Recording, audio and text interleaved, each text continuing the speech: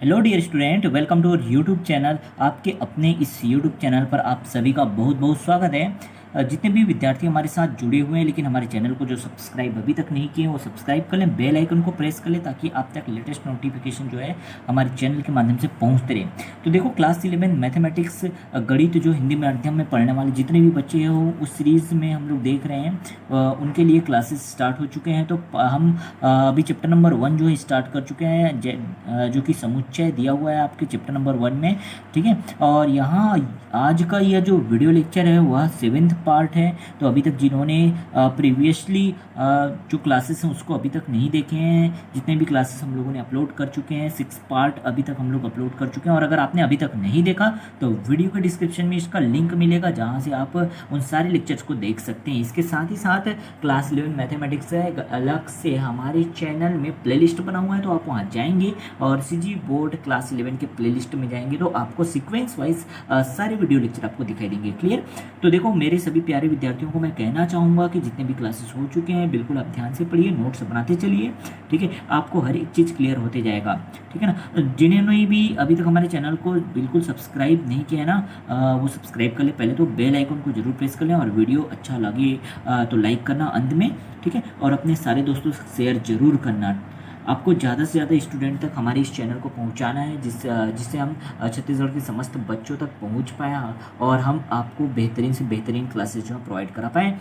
Lockdown की condition अभी चल रही है, लॉकडाउन की स्थिति है जिसके वजह से अभी तो हम फिर से क्लासेस जो हैं अपने ऑन स्क्रीन या ऑन पेपर में क्लास ले रहा हूँ। जैसे ही लॉकडाउन ओपन होता है हमारे पास जो बोर्ड वगैरह सारे के सारे सामान रखे हुए हैं, तो मैं आपको वाइट बोर्ड में या ग्रीन बोर्ड में आपको पढ़ा पाऊंगा। ठीक है, तो आपको अभी जुड़े रहना है, जिस तरह से पढ़ाई चल रही है उसको आपको पढ़ना है।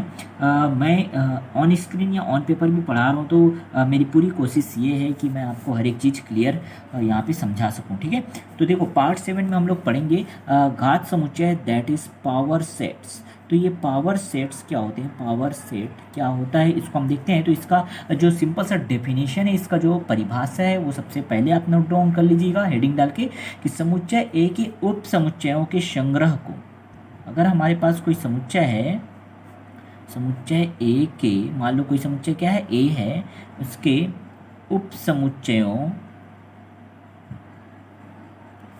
के संग्रह को ए का घात समुच्चय कहते हैं। ए का घात समुच्चय कहते हैं। क्लियर हुआ? ठीक है, और घात समुच्चय को कैसे दर्शाते हैं, तो इसे पावर ऑफ ए, हम समुच्चय लिए इसलिए पावर ऑफ ए लिख रहा हूं, तो इसे पी ए से प्रदर्शित करते हैं। क्लियर हुआ? ठीक है, अभी हम देखते हैं एक एग्जाम्पल से। ठीक है, और पी ए का प्रत्येक अवयव एक समुच्चय होता है, याद रखना ये भी। ठीक है, एक और पॉइंट यहाँ पे नोट डाउन कर लेना। ठीक है, तो ये कुछ डेफिनेशन है और इसके कुछ इंपॉर्टेंट पॉइंट यहाँ पे आप जरूर नोट डाउन कर लीजिएगा कि पी ए का प्रत्येक अवयव, ये जो पी ए आएगा, पावर ऑफ ए आएगा, उसका प्रत्येक अवयव एक समुच्चय होता है, एक समुच्चय होता है। क्लियर हुआ? तो देखो एग्जाम्पल लेते हैं, है ना। हमारे पास मान लो ए बराबर क्या है, ए बराबर एक समुच्चय है जो 1 और 2 है। ठीक है, तब हम अगर पावर ऑफ ए की बात करेंगे तो ये देखो डेफिनेशन क्या कहता है, समुच्चय ए के उप समुच्चयों के संग्रह को, इसके कितने उप समुच्चय बन सकते हैं, तो उप समुच्चय मैंने सिखाया था ना। तो अगर हमारे पास एक ही समुच्चय दिया हुआ है तो उसके उप समुच्चय इस तरह से देखो, अगर आपको नहीं पता तो बिल्कुल ध्यान से देखिएगा। सबसे पहले तो इसमें एक भी अवयव नहीं है, ये भी इसके उप समुच्चय है तो 5 लिखेंगे। दूसरा जो 1 है वो भी इसका उप समुच्चय है। तीसरा हम देखेंगे 2 भी इसका क्या है, उपसमुच्चय है, ठीक है। और चौथा देखेंगे 1 और 2 दोनों इसके उपसमुच्चय हैं। तो इस तरह से आपको बनाने हैं, इसको कहते हैं उपसमुच्चय। इस तरह से आप समझ गए हो, ठीक है। तो क्लियर हुआ, यहाँ तक आपको काम करना है। उपसमुच्चय कैसे लिखते हैं, तो पावर ऑफ ए को इस तरह से लिखेंगे, इसके जितने भी उपसमुच्चय, अगर हमारे पास एक ही तरह का उपसमुच्चय है, समुच्चय है, तो उसके उपसमुच्चय इस तरह से लिख सकते हैं। उनके अवयव को आपको अलग अलग करके लिखना है। तो पहले आप फाइल लेंगे या रिक्त समुच्चय लेंगे, उसके बाद एक इसका अवयव लेना, फिर दोनों अवयव को लेना, फिर एक जो है जो शेष बचा उसको लेना। ऐसे भी कर सकते हो। कुल मिला के जितने अवयव हैं एक एक करके लेना है। अगर 1 2 3 अगर यहाँ पे होता तो क्या करते, पहले 5 लेते, फिर 1 लेते, फिर 2 लेते, फिर 3 लेते, फिर 1 2 लेते, फिर 2 1 लेते, फिर 2 3 लेते। इस तरह से ये चलते जाता। क्लियर। तो अगर हम बात करें कि इसका नंबर कितना हुआ, number of P A, number of P A की बात करेंगे, पी ए की संख्या की बात करेंगे, तो ध्यान से गिनो 1 2 3 4 कितने हैं, 4 हैं, ठीक है। तो इस तरह से आप जो है एक कॉमन बातें यहाँ पे निकाल करके ला सकते हो, क्योंकि हमने 2 लिया था ना, 2 लिया था, इसलिए जितने रहेंगे ध्यान रखिएगा, यहाँ पे जितने रहेंगे उतने का पावर लगते जाएगा। 2 था तो यहाँ पे 2 का पावर कितना हो जाएगा, 4 हो जाए, 2 का पावर 2 हो जाएगा, ठीक है। 2 था इसलिए 2 का पावर 2 हो जाएगा। इसको ऐसे लिख सकते हैं, 4 है ना टोटल आंसर, तो 2 का पावर 2 अगर यहाँ पे 3 होता तो 2 का पावर 8 हो जाता, 2 का पावर 3 हो जाता, टोटल 8 अवयव होते, ठीक है। नंबर जो है हम बात करेंगे power number of P A की बात करेंगे। अगर यहाँ 3 अवयव होते, लेट अस टेक एग्जांपल। तो दूसरा एग्जांपल लेके मैं आपको बताता हूँ। ये पहला एग्जांपल है मान लो, ठीक है। एक और एग्जांपल ले लेते हैं, चलो आपको कोई भी डाउट नहीं होना चाहिए। लेट अस सपोज हमारे पास कोई संख्या क्या है, बी है, जिसमें इसका जो सेट है, इसका जो समुच्चय है वो है 1 2 और 3 मान लो। तो इसका अगर पावर ऑफ ए की बात करते हैं, इसका घात समुच्चय की बात करते हैं, तो क्या होगा, सबसे पहले आएगा 5, ठीक है, देखते जाइएगा। 5 के बाद आएगा 1, 1 के बाद आएगा क्या 2, 2 के बाद क्या आएगा 3, ठीक है। ये तीनों तो क्लियर हो गए, अलग अलग। अब मिक्स करके लिखिए आप 1 2 क्लियर, फिर 1 3, यहाँ तक बात समझ आया, फिर 2 3, ठीक है। और उसके बाद क्या क्या बच गया, और चेक कर लो आप, और क्या हो जाएगा, और तीनों हो जाएंगे 1 2 और 3।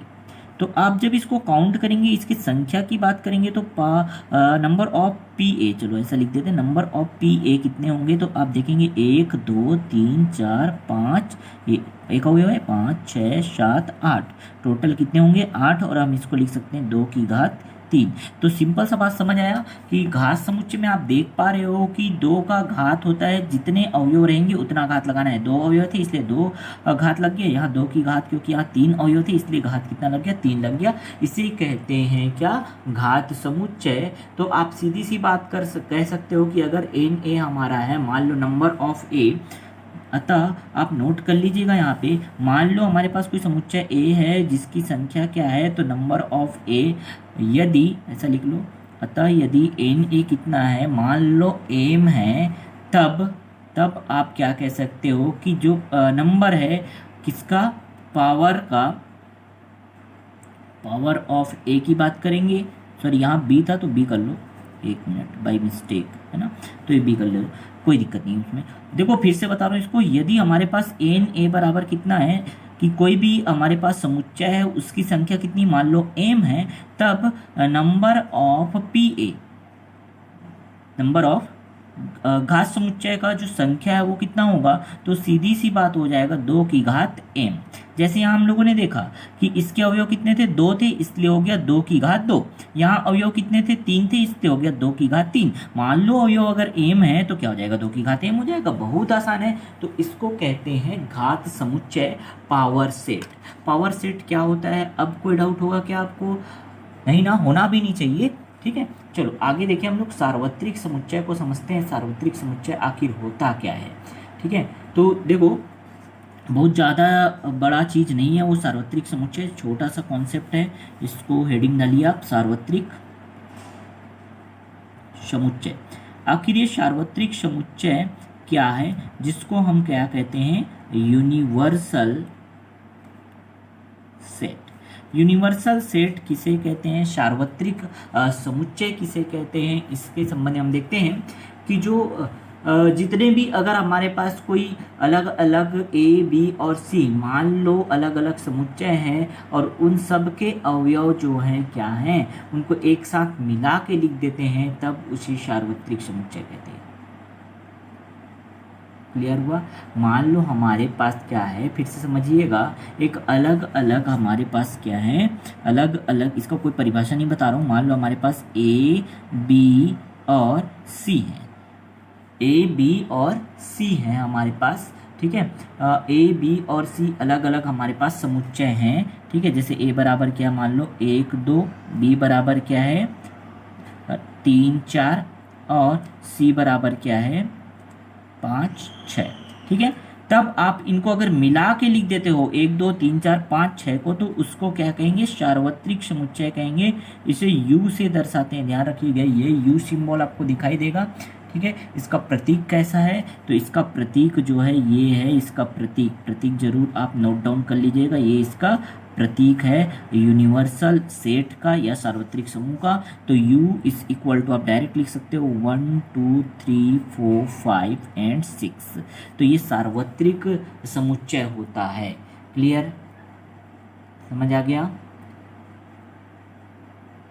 बात पूरा समझ आया ना?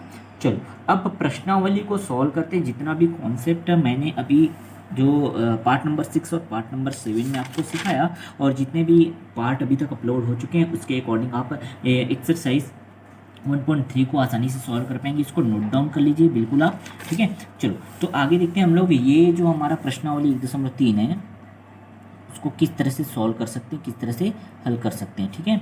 तो प्रश्नावली 1.3 के सारे सवाल हम हल करते हैं, ठीक है। यहाँ देखते हैं कितने सवाल दिए हुए हैं। तो आपको यहाँ टोटल 9 क्वेश्चन मिलेंगे, 9 क्वेश्चन है, 9 क्वेश्चन आपको सॉल्व करने हैं। किस तरह से सॉल्व कर सकते हो, तो सबसे पहला जो सवाल है वो है रिक्त स्थानों में। यहाँ मैं क्वेश्चन, अगर किसी के पास बुक नहीं है ना तो कोई एक्सक्यूज़ नहीं देगा कि सर हमारे पास बुक नहीं है। आपको हर एक चीज़ मैं यहाँ पे लिख करके प्रोवाइड करा रहा हूँ, तो उसमें क्या प्रॉब्लम है भाई आपको।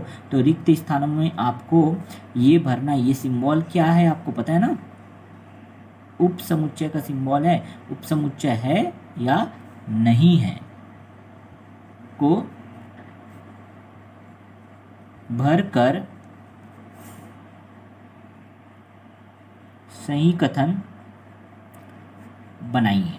ये है फर्स्ट क्वेश्चन, ये पहला सवाल है आपके पास। ये सवाल जो है आप देख सकते हो, ठीक है। इसमें बहुत सारे सवाल दिए हुए हैं। तो पहला सवाल, पहले का पहला सवाल जो दिया हुआ है वो क्या है, 2 3 4, फिर यहाँ पे खाली स्थान दिया है, ठीक है, और यहाँ दे दिया 1 2 3 4 5, ठीक है। दूसरा सवाल जो है ये देख लेते हैं हम लोग, यहाँ दिया हुआ है A B C, फिर यहाँ ब्लैंक दिया हुआ है खाली स्थान, और ये है B C D, ठीक है। तीसरा जो क्वेश्चन है, मैं पहले क्वेश्चन ही आपको बता देता हूँ, ठीक है। X, जहाँ X आपके विद्यालय की कक्षा 11वीं का एक विद्यार्थी है, ठीक है। और यहाँ पे ब्लैंक दिया है, खाली स्थान दिया है। और अगला जो कथन यहाँ पे दे दिया है, देखो X, जहाँ X आपके विद्यालय का, आपके विद्यालय का एक विद्यार्थी है। क्लियर हुआ? चलो, तो ये 3 सवाल आपको स्क्रीन पे दिखाई दे रहे हैं, ठीक है। और भी यहाँ पे दिए हुए हैं, टोटल 7 सवाल हैं, ठीक है। आपको 7 सवाल को हल करना है। सो देखो आपको ये स्क्रीन पे सारे क्वेश्चन दिखाई दे रहे हैं, एक एक करके हम 1 बाई 1 सारे क्वेश्चन को सॉल्व करते हैं। देखो आपको ये दोनों प्रतीक डालना है और ये कथन जो दिया हुआ है उसको सही बनाना है, ठीक है। तो देखो जैसे पहले क्वेश्चन में दिया हुआ है 2 3 4 और ब्लैंक दिया हुआ खाली जगह 1 2 3 4 5, तो क्या ये इसके उपसमुच्चय हैं, ये इसका उपसमुच्चय है कि नहीं। तो उपसमुच्चय का परिभाषा मैंने पहले बता चुका है, पिछले क्लास में मैंने बताया आपको उपसमुच्चय आखिर होता क्या है। अगर आप वो जानते हो तो फटाफट से सारे क्वेश्चन आप सॉल्व कर सकते हो, ठीक है। तो देखो यहाँ मैं बता दिखा देता हूँ, क्योंकि इसके सारे अवयव, ये देखो जो पहले इधर लिखा हुआ है ना, उसके सारे अवयव आपको यहाँ मिल रहे हैं, 2 3 4 यहाँ है, 2 3 4 यहाँ पे भी हैं, ठीक है। तो ये अगर ऐसा कंडीशन होता है ना कि इसके सभी अवयव इधर वाले जो भी हमारे पास समुच्चय दिए उसमें आ रहे हैं, तब आप कह सकते हो कि ये इसका उपसमुच्चय है। मतलब यहाँ जो सिंबल आएगा, करेक्ट चिन्ह जो आएगा, सही यहाँ पे प्रतीक जो आएगा वो आएगा क्या, ये कि इसका उपसमुच्चय, ये जो है 2 3 4 उपसमुच्चय है इसका, कह सकते हैं, ठीक है। वैसी बात करते हैं अगर यहाँ ए बी सी का, तो क्या इसके सारे अवयव इसमें आ रहे हैं? देखो सारे अवयव कह रहा हूँ, प्रत्येक अवयव इसमें आने चाहिए, तो बी तो आ रहा है, ठीक है, सी भी आ रहा है, लेकिन ए नहीं आ रहा है, ए मिसिंग है। इसलिए आप ये जो है ये इसका अवयव है, ये इसका उपसमुच्चय ऐसा नहीं कह सकते, इसलिए क्या होगा, ये उपसमुच्चय नहीं है, ठीक है। चलो आगे देखते हैं।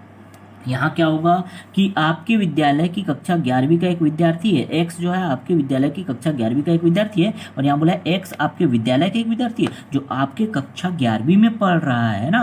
वो हर एक बच्चा, अगर 35 लोग पढ़ रहे हैं तो 35 के 35 बच्चे आपके विद्यालय के ही एक विद्यार्थी हैं कि नहीं। तो इसके सारे अवयव जो हैं, इसके अवयव आ रहे हैं, इसलिए क्या करोगे, ये इसका उपसमुच्चय है कहोगे।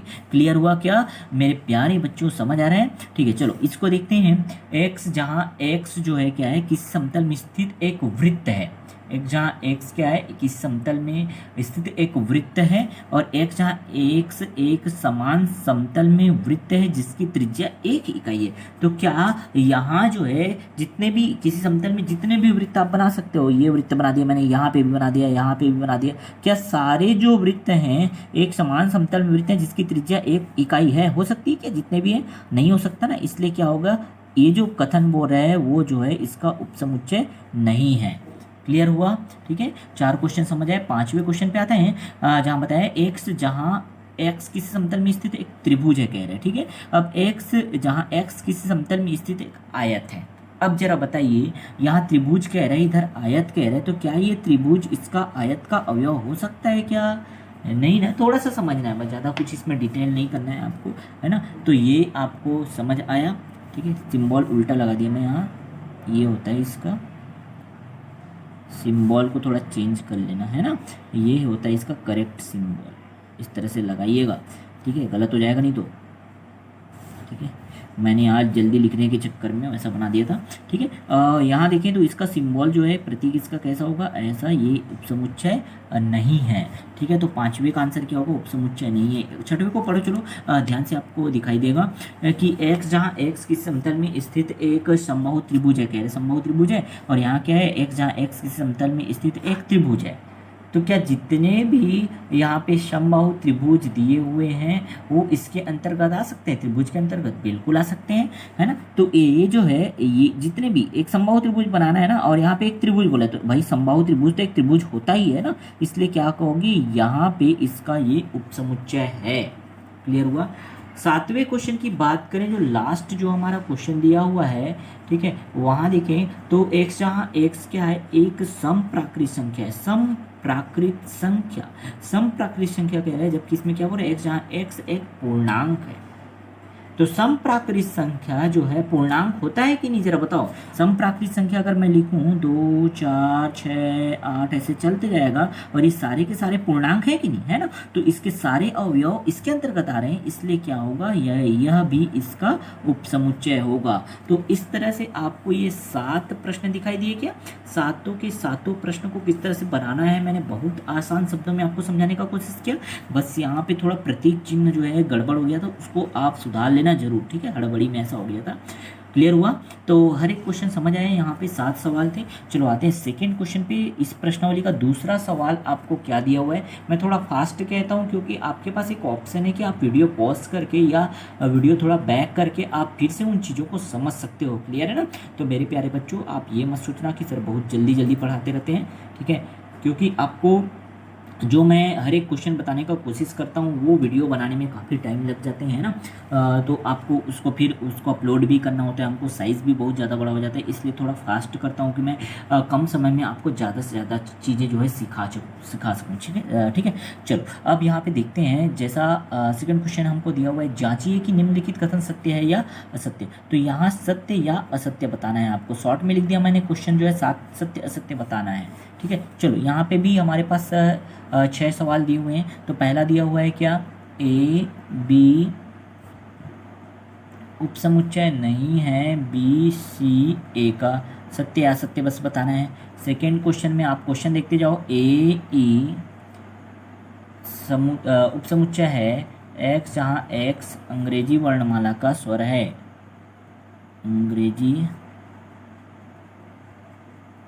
वर्णमाला का स्वर है, एक स्वर है, ऐसा है। ठीक है, चलो आपको सत्य सत्य बताना है। थर्ड क्वेश्चन हमको दिया है यहाँ पे 1 2 3 और ये बोला है इसका सबसेट या उपसमुच्चय है 1 3 5 का। ठीक है, फोर्थ क्वेश्चन में हमको मिलेगा ए, सिर्फ ए दिया हुआ है और ये भी उपसमुच्चय है, कह रहा है ए बी और सी का। अगर हम पांचवें क्वेश्चन की बात करें जहाँ ए दिया है और ये जो है अवयव है, कहा है ए बी और सी का।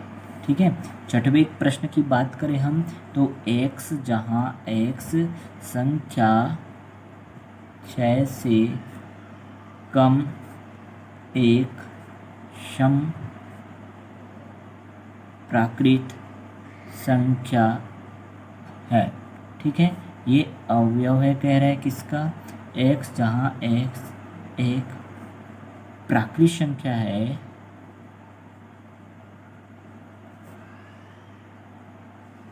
जो संख्या 36 को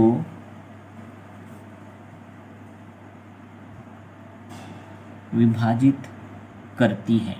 तो ये 6 सवाल इसके अंतर्गत दिए हुए हैं, आपको स्क्रीन पे दिखाई दे रहा होगा। 6 के 6 सवाल आपको सत्य या असत्य बताना है। यहाँ पे चिन्ह पहले से डाल दिया गया है, ये प्रतीक चिन्ह पहले से डाल दिए गए हैं। ठीक है, और ये प्रतीक चिन्ह सही लगा है कि नहीं, मतलब अगर आपको उपसमुच्चय का थोड़ा सा भी ज्ञान है तो आप ये सवाल भी बना सकते हो। ठीक है, तो पहला जो है देखो, पहला सही है क्या, देखो ए और बी आप देखिएगा ए और बी के इसके जो प्रत्येक अवयव इसमें आ रहे हैं, लेकिन यहाँ पे चिन्ह गड़बड़ हो गया। अगर ये चिन्ह ऐसा होता कि ये इसका उपसमुच्चय है तो बिल्कुल होता, क्योंकि ए और बी इसमें आ रहे हैं ना। तो ये जो है क्योंकि चिन्ह गड़बड़ लगा है, उपसमुच्चय नहीं है कह रहे, जबकि ये उपसमुच्चय है, तो ये जो है कथन क्या है, असत्य है। ये जो पहला है वो क्या है, असत्य कथन है। ठीक है, सेकंड देखते हैं तो इसका आंसर समझ आया। सेकंड देखो ए और ई है हमारे पास, और ए और ई जो है अवयव है कह रहे हैं, ध्यान समझिएगा। ए और ई जो है अंग्रेजी वर्णमाला का एक स्वर है, तो आप देखो ए भी स्वर है और ई भी स्वर है ना। और ये इसके क्या है, उपसमुच्चय, क्योंकि इसका हर एक अवयव इसके अवयव के अंतर्गत आता है, इसलिए यह जो कथन है वो क्या है, सत्य है। तो सेकेंड क्वेश्चन क्लियर हुआ।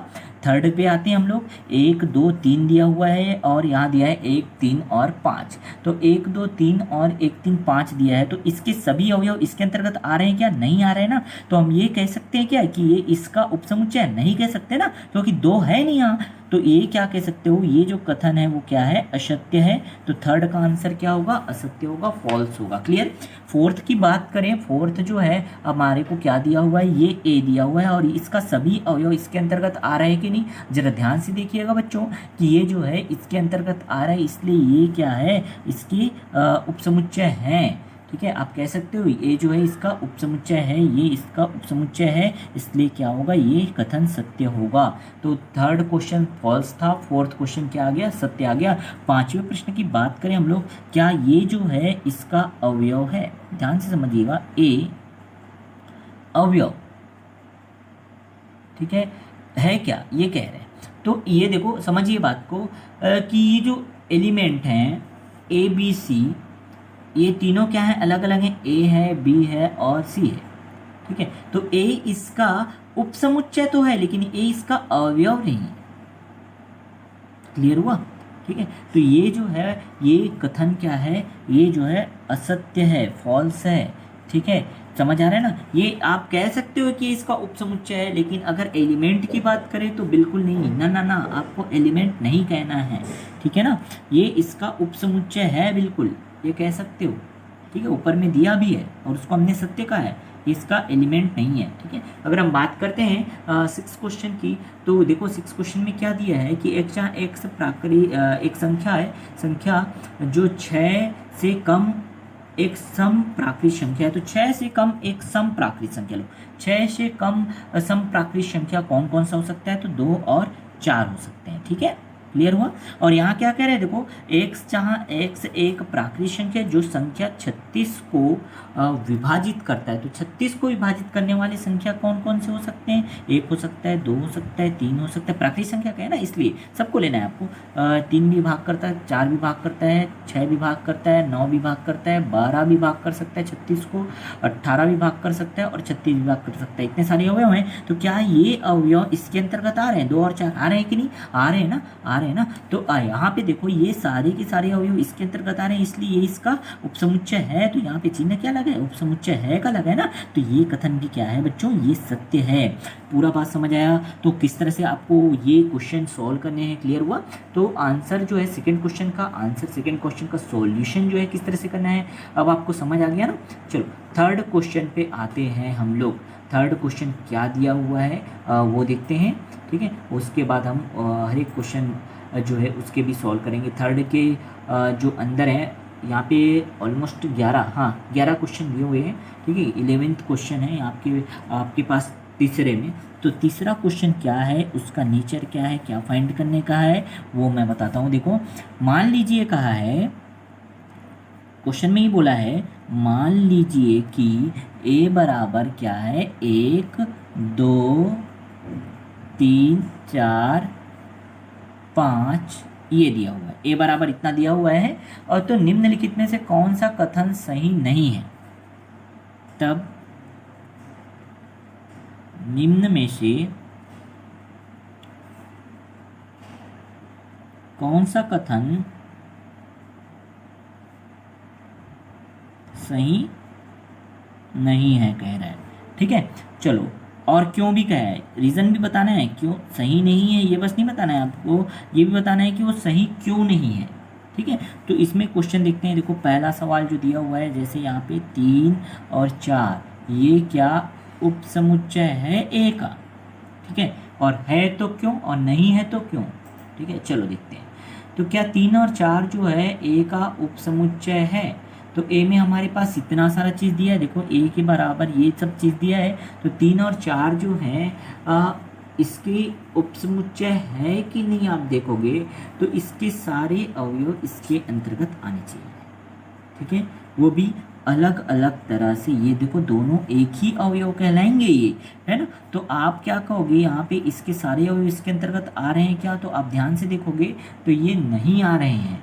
ठीक है, क्योंकि 3 जो है इसका अवयव है कह सकते हो। देखो ध्यान से समझना बात को कि ये जो है क्या, सबसे पहली बात ये कथन सही है कि नहीं, तो ये कथन इनकरेक्ट है, सही नहीं है, सही नहीं है। क्यों नहीं है, तो कारण बताएंगे। क्योंकि 3 जो है 3 अवयव है, किसका अवयव है प्यारे बच्चों, ध्यान से देखिएगा। 3 जो है अवयव है, इसके अंतर्गत जो दिया हुआ है ना अवयव, उसका अवयव है। इसलिए ये 3 जो है कभी भी आप ये नहीं कह सकते कि 3 और 4 जो है इसके उपसमुच्चय हैं। क्लियर, ठीक है, क्योंकि यहाँ पे रीज़न बताना, क्योंकि ठीक है ये हो है, इसलिए आप इसको सही नहीं है ये कह सकते हो। सेकंड क्वेश्चन की बात करें, दूसरा जो स्टेटमेंट है, दूसरा जो कथन दिया हुआ है आपको इस सवाल में, वो है क्या, ये इस तरह से लिखा हुआ है 3 और 4। ठीक है, देखो ध्यान से कैसे लिखा हुआ है 3 और 4, 1 मिनट। हाँ 3 और 4 जो है, अब अवयव का बात किया है, 3 और 4 क्या अवयव हैं, एक एक है, एलिमेंट है क्या, एक ही इसके। तो क्या ये कथन सत्य लग रहा है आपको, ध्यान से देखिए। ठीक है, तो ये कथन बिल्कुल सत्य है, क्योंकि 3 और 4 इसके अवयव हैं। मैंने कहा ना ये इसके अंतर्गत आ रहे हैं, ये इसके अंतर्गत, ये जो हम सिंबल लगाते हैं, कर्ली ब्रैकेट लगाते हैं, उसके अंतर्गत कॉमा करके जितनी भी चीज़ें लिखी हुई होती है वो सब इसके अवयव हैं। ध्यान रखिएगा, सब इसके अवयव हैं। तो 1 इसका अवयव है, 2 इसका अवयव है, 3 4 दोनों मिला के इसके एक अवयव हैं, और 5 इसका एक अवयव है। इसलिए आप क्या कह सकते हो कि 3 4 ए का अवयव है। देखो इसीलिए कहा मैंने 3 4 इसका उपसमुच्चय नहीं है, लेकिन इसका अवयव है। ठीक है, तो ये क्या है, सही है। क्लियर हुआ, समझ आ रहा है, क्लियर दिख रहा है ना आपको? रीजन भी बता सकते हो, क्योंकि ये क्या है, क्लियर दिख रहा है भाई, क्योंकि ये जो 3 और 4 आपको स्पष्टता मेंशन किया गया है वो इसके अवयव हैं, ए के अंतर्गत लिखे हुए हैं, ए के अवयव हैं भाई, यही स्टेटमेंट मैंने फिर लिख दिया, ठीक है, मतलब कोई है नहीं, लेकिन समझ गए क्यों मैं इसको सही है कह रहा हूँ, ठीक है। थर्ड क्वेश्चन की बात करते हैं, चलो क्वेश्चन नंबर थर्ड की बात करते हैं। थर्ड में क्या दिया हुआ है, तो आपको थर्ड क्वेश्चन यहाँ पे दिया हुआ है कि 3 और 4 जो हैं कुछ इस तरह से लिखा हुआ है क्वेश्चन, ध्यान से देखिएगा, देखो क्वेश्चन लिखने के तरीके को समझिए, ये पूछ रहा है 3 और 4।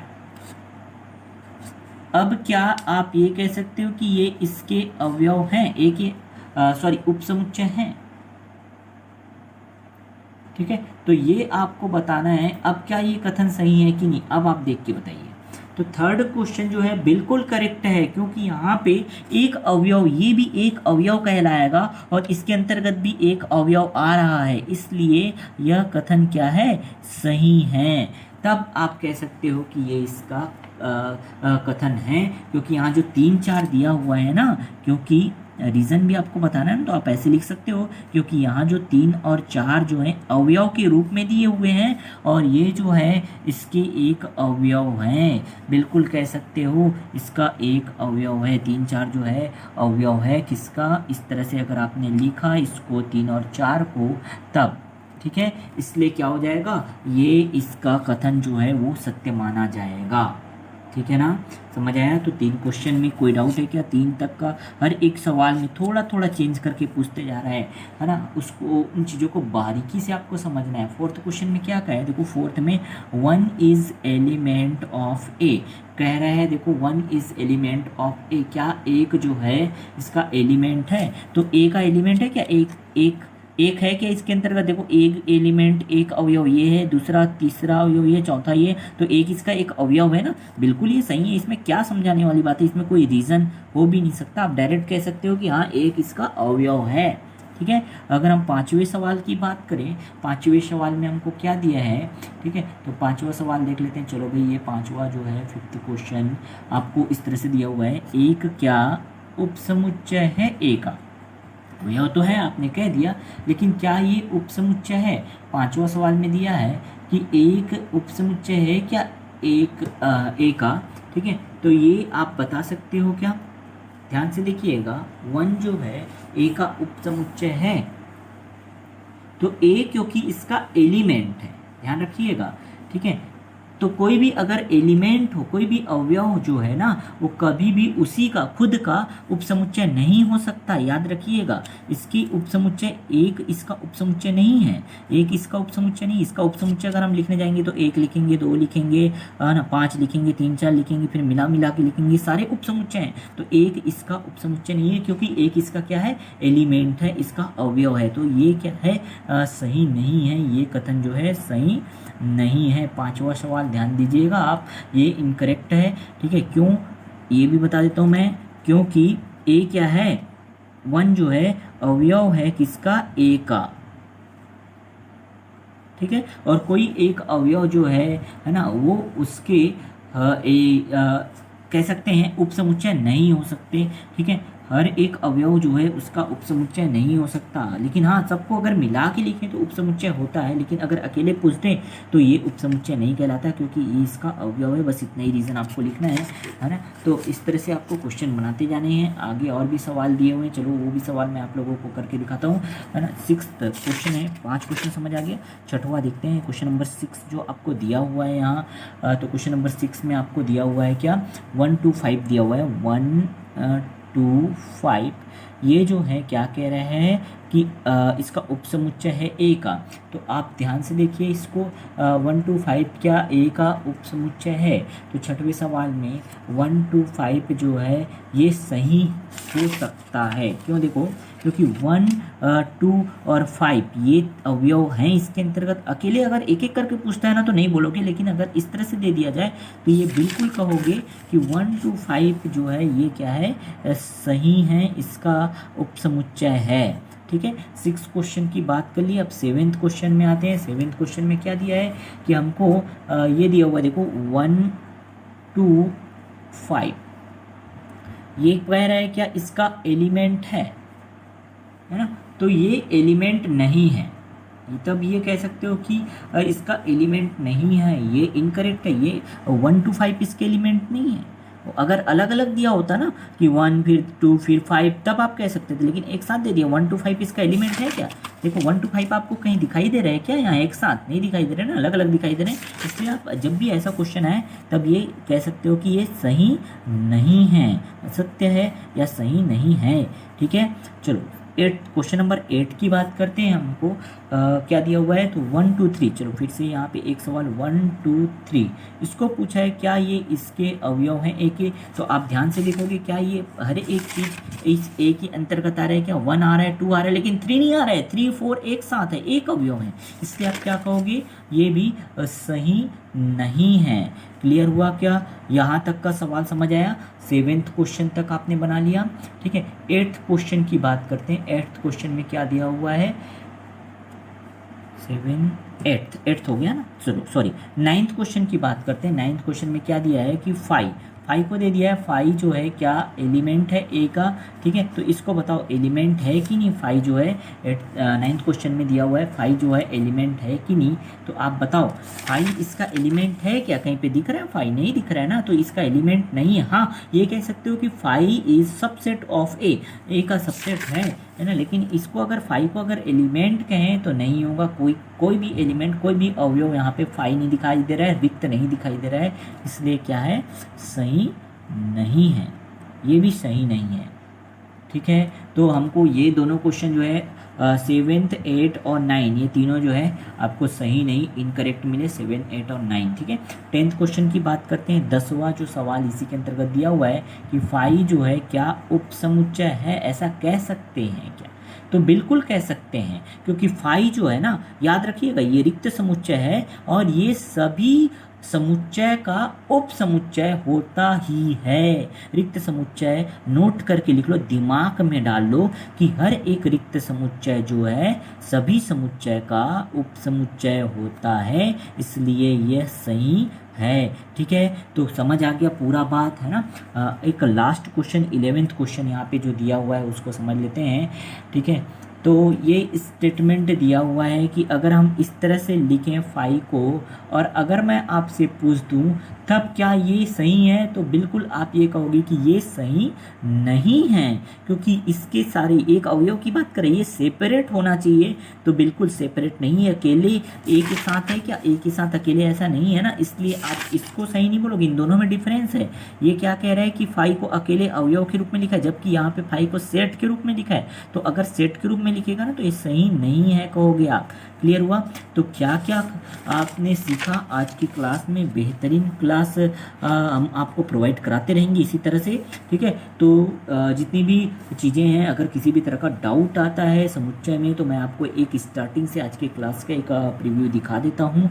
ठीक है, अगर कोई भी चीज़ अगर आपको नोट डाउन करना रह गया हो तो वीडियो पॉज करके आप जो है चीज़ों को नोट डाउन कर सकते हो। हर एक चीज़ मैंने समझाते हुए आपको बताया। ठीक है, वीडियो ज़्यादा लंबा हो जाता है, इसलिए मैं पूरे एक्सरसाइज को एक साथ ख़त्म नहीं कर पा रहा हूँ, क्योंकि इतने जो है 40-40 मिनट के वीडियो बनते हैं, फिर उसको अपलोड करना, फिर क्लैरिटी भी देना उतना, है ना, तो थोड़ा साइज़ भी ज़्यादा बड़ा होता है और फिर उसको अपलोड करने में भी थोड़ा टाइम लगता है। दैट्स वाई मेरे प्यारे बच्चों, आप धीरज रखिए, धीरे धीरे आपके क्लासेस आते रहेंगे और हर एक चीज़ मैं आपको सिखाऊंगा। नो डाउट आपको क्या करना है, हमारी चैनल को ज़्यादा से ज़्यादा लोगों तक बिल्कुल आपको शेयर करते जाना है, हर एक माध्यम में, हर एक मीडियम में, हर एक स्टूडेंट तक हमारा जो यह वीडियो है पहुंचना चाहिए, हमारा चैनल जो है पहुंचना चाहिए। ठीक है, तो चलो मिलते हैं नेक्स्ट वीडियो में मेरे प्यारे बच्चों, नए अपडेट के साथ, जहां हम नई नई चीज़ें सीखेंगे और नए क्वेश्चन को सॉल्व करेंगे। ठीक है, चलो ओके, तब तक के लिए बाय बाय, और घर पर पढ़ाई करते रहिए, नोट्स प्रॉपर तरह से मेंटेन करिए। ठीक है।